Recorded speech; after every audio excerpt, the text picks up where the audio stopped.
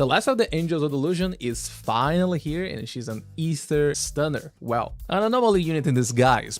We're talking about a character that exceeded my expectations in every possible way. In the damage, in the utility, and on how fun it actually feels to play around and optimize some rotations because of some unique things on her kit. Much like Dialing in the release, which was insanely strong and pretty much became a must for all the attack characters, Nangong is going to be on the same level of strength.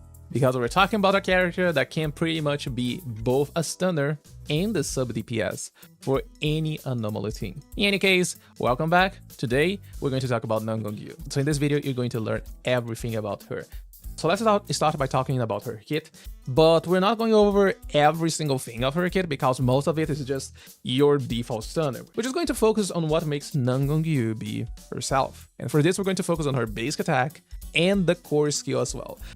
Nangong has a charged basic attack that you can use by just holding down your basic attack button. This very first one is not going to consume any resource and you can use whenever you want. However, the first one's pretty weak and we actually don't even care about it. What matters is the charge attack level 2 and level 3.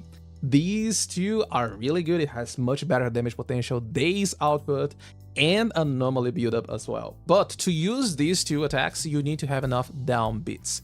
Downbeats is this resource that you see right below her portrait, and you can generate it by applying anomaly to enemies, and that's it. Outside of this, the only way for you to generate Downbeats is by passive generation. There's no such thing such as Dialing, for example, that you need to have a lot of energy regeneration because she generates resources by using her EX special. No, Nangong is just going to generate resources by applying anomalies to enemies, and this effect only happens every 6 seconds, so you still need to have some kind of cooldown in between your anomaly applications to get the Downbeats on Nangong.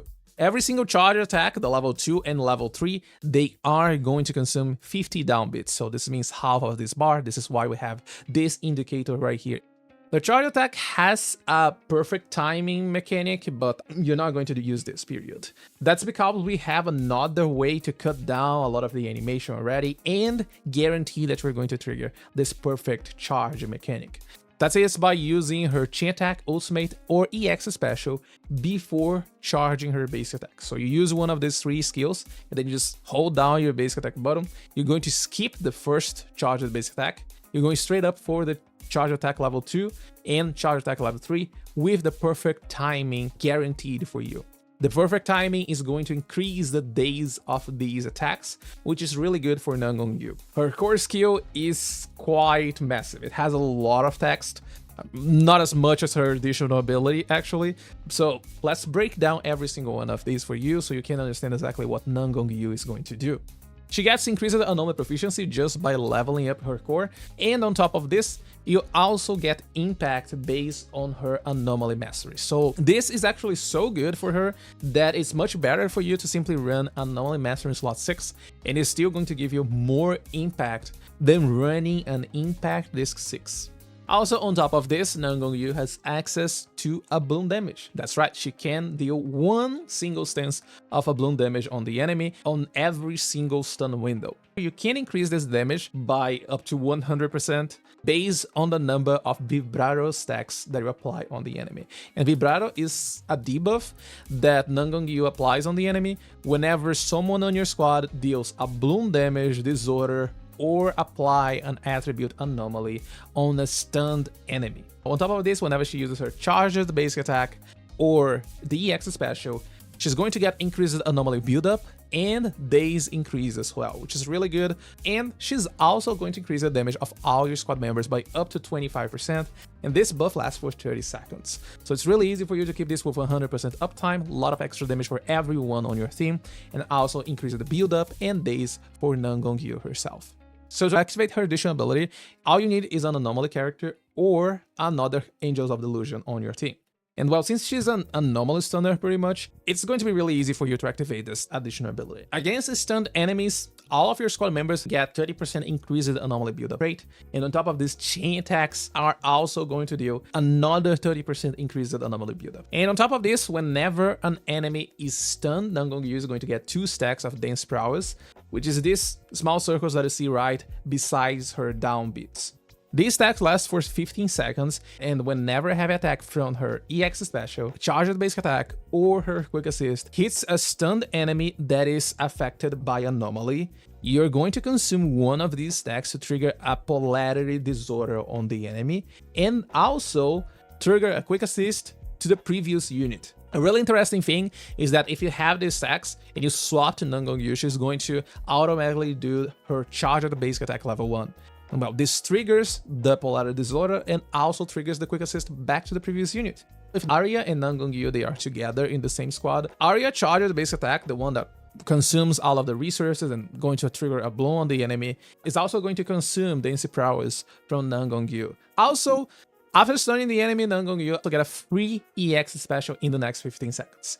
Which also means that you want to swap to Nangong and use her EX special in the middle of the stun window, otherwise it's likely that you're going to lose this free cast on her EX special, losing a lot of extra build-up that can help your Anomaly team deal more damage.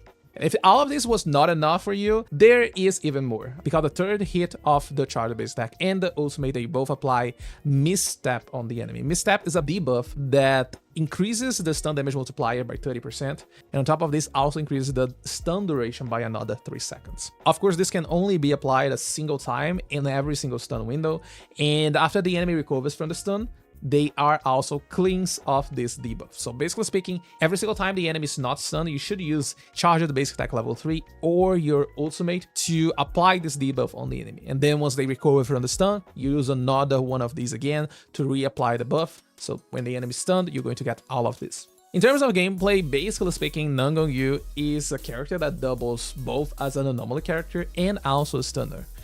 If you want to, you can just wait until you have enough downbeats on Nangong, then you swap to her, use one EX special, spend all of your resources in the charge the basic attacks, and there you go, a lot of days on the enemy. But you can also just field her and keep doing basic attacks. The basic attacks deal ether damage, and since you are building Nangong with Anomaly Mastery on your slot 6, you are actually getting a lot of build up on the enemy. That's not to mention that she also has pretty good Anomaly proficiency, even more if you have her signature ranging as well, which we're going to be talking about later. And it's so much Anomaly proficiency that it's likely that she's going to have more Anomaly proficiency than your Arya, for example. And speaking of weapons, let's start talking about her builds. For this set, you're looking to use Fatal Melody 4-piece on her. The 2-piece effect is going to provide Anomaly Mastery, which, as I mentioned before, is much better than the stacking impact on her. And on top of this, the 4-piece effect is really easy for you to activate, because Nangong is not going to always be on the field, so as long as you use an EX special on someone else before swapping to Nangong and then using all of the downbeats to apply all the days, Anomaly build up, and the misstep as well on the enemy, you're going to benefit from all the buffs from Fatal Melody. This means 45 Anomaly proficiency and 25% ether damage as well. One option that I found really good for my Miyabi runs is to use 4-piece Freedom Boost. Now, 4-piece Freedom Boost is only going to increase ether buildup. However, this allows Nangong to have an easier time building up corruption on the enemy, which can be really helpful for some specific scenarios. I don't recommend using this one unless you know what you're doing. For more general uses, just stick to Fatal Melody and you're good to go. Now, for the 2-piece set, there's a lot of different options, and in general, it's mostly about substats. You can use Shining Area for the ether damage, you can use Chaos Jazz or Freedom Blues for the Anomaly proficiency as well. You can use Shockstar Disco 2-piece if you want increased days, but honestly, I would not recommend you to do so. I don't think the 2-piece is ever going to hit a break point for you and give enough days for one extra stun window. So just stick to more offensive options, such as Freedom Blues, Chaos Jazz, Shining Area, Chaotic Metal, my personal recommendations for your Nangong. And for your disc stats, disc 4 is going to be Anomaly proficiency. I'm not kidding when I say that Nangong is basically an Anomaly unit, especially because of all the build-up that you can get on her hit. More Anomaly proficiency means increased damage. If you're playing her with Arya, you want this increased damage on your corruption, otherwise all the Bloom, all the polarity disorder damage is going to be lower. If you're using her with any other Anomaly unit, you also want this Anomaly damage because it allows you to get better damage on your disorders as well. For this 5, you're looking to use ether damage or honestly anything here that you can get with really good substats. Penetration is finding some issues with some of the new bosses, for example Vesper, if you're planning to use her against Vesper, because of the lower base defense. With a lower base defense, penetration is not going to find a lot of value, but against other bosses, it's definitely going to find its use. So whatever you have here with really good substats, feel free to use it, it's completely fine. And for ZZZ, as I said before on her key description, you just want to use Anomaly Mastery. This gives higher days output than using Impact right here. So you want faster stun, just use Anomaly Mastery. You want damage, just use Anomaly Mastery. It's an easy choice for this slot. And for her substats, just like any Anomaly unit, you're looking to get as much Anomaly proficiency and attack percentage as you can. So focus on this AP and attack percentage rolls. Some flat attack, flat penetration is going to help you as well.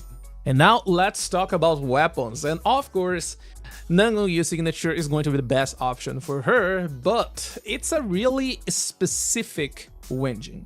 If you want to use Nangong to her maximum potential, then you definitely want to get the signature engine, as it basically allows Nangong to be an anomaly unit in the stunner class. It gives anomaly mastery and a lot of anomaly proficiency. And when I say a lot of anomaly proficiency, I am talking even more anomaly proficiency than Arya's signature, for example. And on top of this, it also gives a damage buff for all your squad members. It is a really strong engine that allows Nangong to do a lot of extra damage and also increase the damage of other units as well.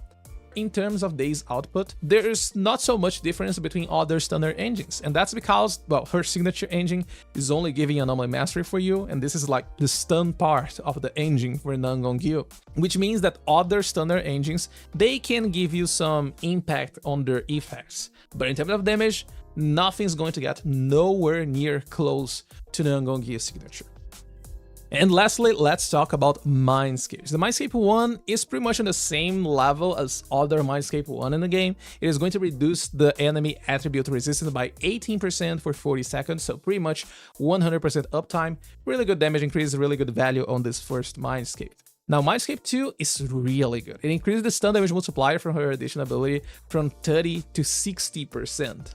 And on top of this, it's also going to increase the bloom damage ratio based on the number of vibrato stacks on the enemy, and it's also going to give Nangong another source of polarity disorder. Mindscape 4 increases the anomaly proficiency even further, and on top of this, it also increases the anomaly buildup of her charged basic attack.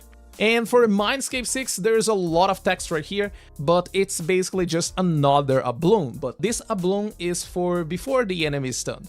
So this is a vibrato modified that is going to stack on the enemy pretty much in the same way that you stack vibrato on the stun window, by dealing a bloom damage, disorder, or applying anomaly on the enemy, or also when Nangong uses her EX special, charged basic attack, or her ultimate, the enemy is going to get these stacks of vibrato, up to 4 times once again, just like the original one.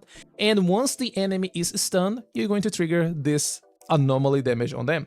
It is still a good damage increase for Nangong, but most importantly, you get increased days as well.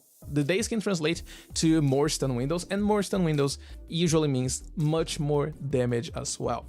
If you plan to invest on Nangong, I highly recommend to get her signature weapon, and pretty much that's it. You're gonna have a really strong character that is not going to rely on Mindscapes. If you're going for Mindscapes, Nangong just follows the same priority or recommendation that is going up to Mindscape 2 and after Mindscape 2 only if you're planning to go all the way to Mindscape 6. And that should be everything about Nangong. I hope this video could help you understand the character so you can use it once she releases in the version 2.7. If you still have any questions about the character, feel free to leave them in the comments down below. Thank you so much for watching this video. Have a good day, good night, or wherever you are, and I'll see you next time.